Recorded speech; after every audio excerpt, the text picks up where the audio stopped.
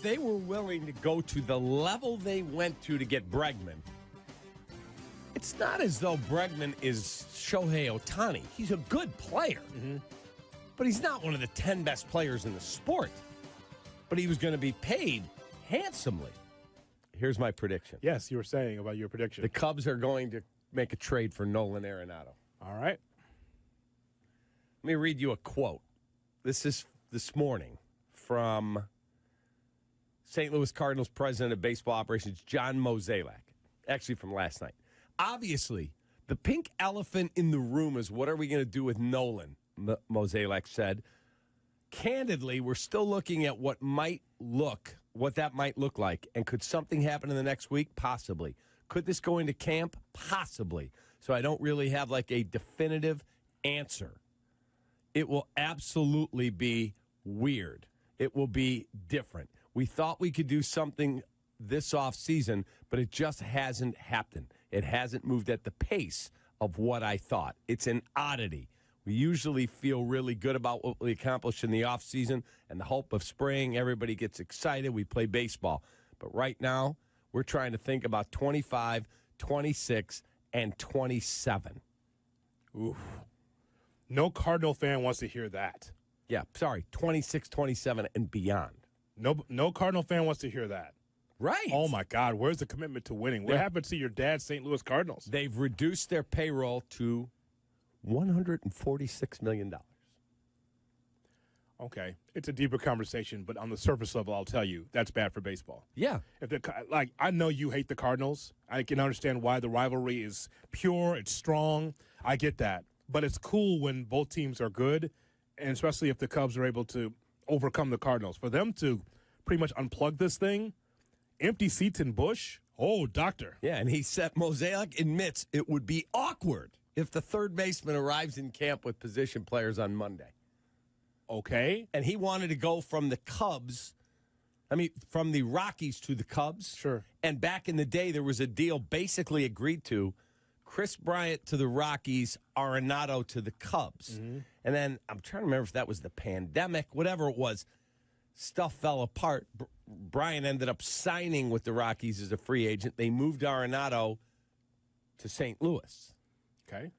I would take him in a second. He had 272, 16 home runs, 71 RBIs last year. That's his worst season in a decade. He's an 8-time All-Star, a 10-time Gold Glove winner. Yeah, you've got the Bellinger money sitting there. I'll take a veteran third baseman like that. Okay, so Jed Hoyer from the Chicago Cubs was asked about adding an infielder. I think we're always looking. I think that, like I said, I think the things we're going to be doing now are going to be, probably small things financially. So I think that we'll always look. But, I think that right now the big blocks, so to speak, and the medium blocks are sort of on this team. And I think that we'll make, we'll be able to make moves in season. We'll be able to be opportunistic as things come up, with, last year we had, Tyson Miller or Lopez or things like that. But, no, my expectation is that, the group we have now is really close to what we're going to go forward with. That's the Dodgers plane going over Jed's head right there, by the way, while he was talking. Right. Okay. The pessimistic Cub fan, and we've seen them online because we just talked about this. Shay was bringing this up in the meeting this morning, and we saw this online.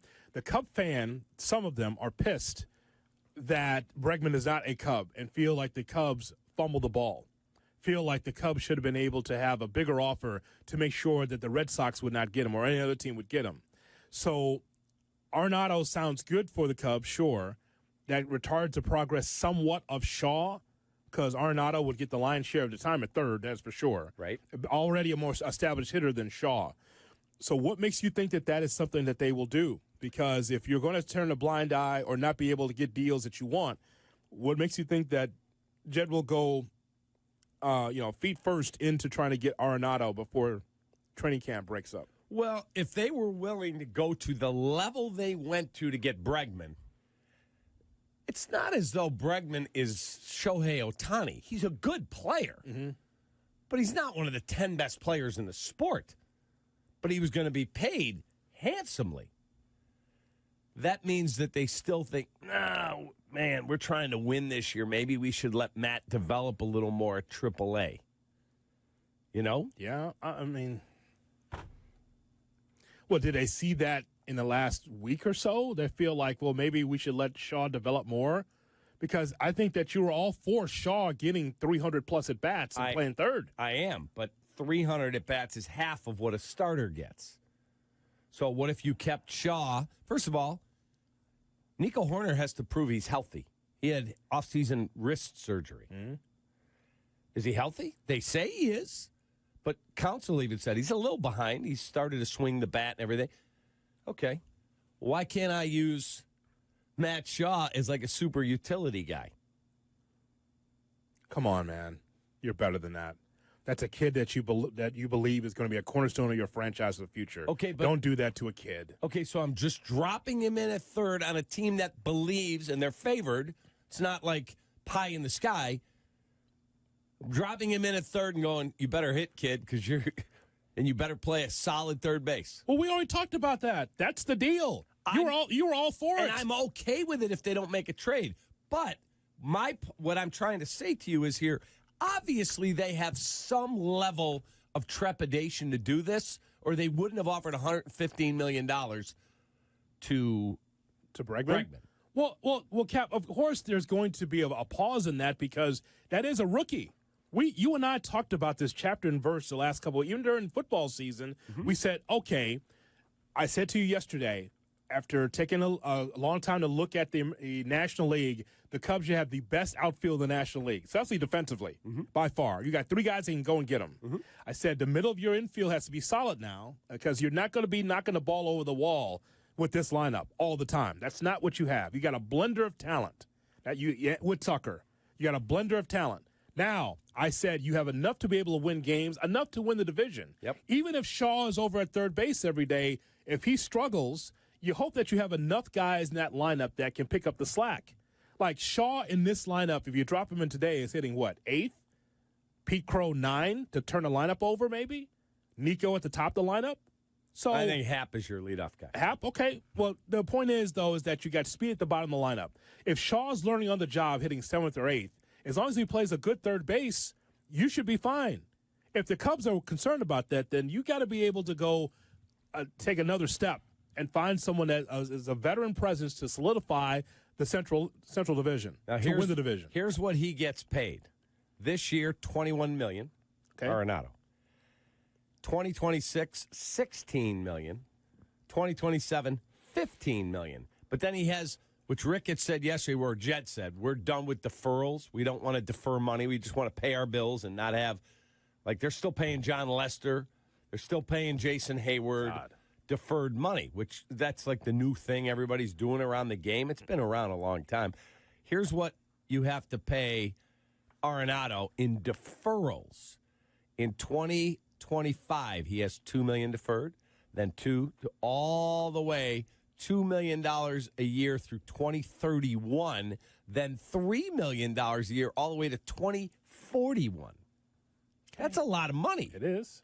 So how much do the Cardinals eat to get his $21 million salary off the books? That's got to be what Jed's work. He was on the phone yesterday, and I was watching video of him, and he was animated, and he was having a discussion. It wasn't like he was like, yeah, hey, could I get Instacart to drop off groceries at my condo in Mesa? No, that's not what that conversation was. That conversation was with an agent or another GM. I guarantee you. I would just say this. If that deal does take place, you're in the playoffs. And then I think it becomes either or.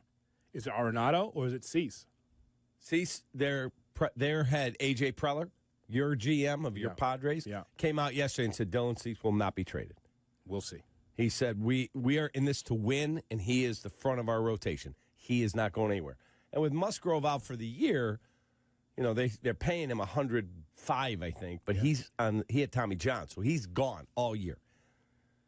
Nolan Arenado makes a lot of sense for the Cubs, don't you think? It does, yes. All I can tell you is this, is that you want to make sure whatever deals that you're going to make, you want to make sure that you have won the division, because 4 years of non-playoffs is not good enough. The last 4 years of not getting in the playoffs. Agreed. So, but again, if you don't get this deal done, you just better hope that as is, your team's good enough to get to the postseason. Because if you go 5 years of no playoffs. If they don't make the playoffs, he's probably gone. Then I Jed's think fired. He knows that. Yeah, and Jed's fired. So we'll see. 312-332-3776 is our phone number. Shot or no shot at 8 o'clock on Kap and J Hood.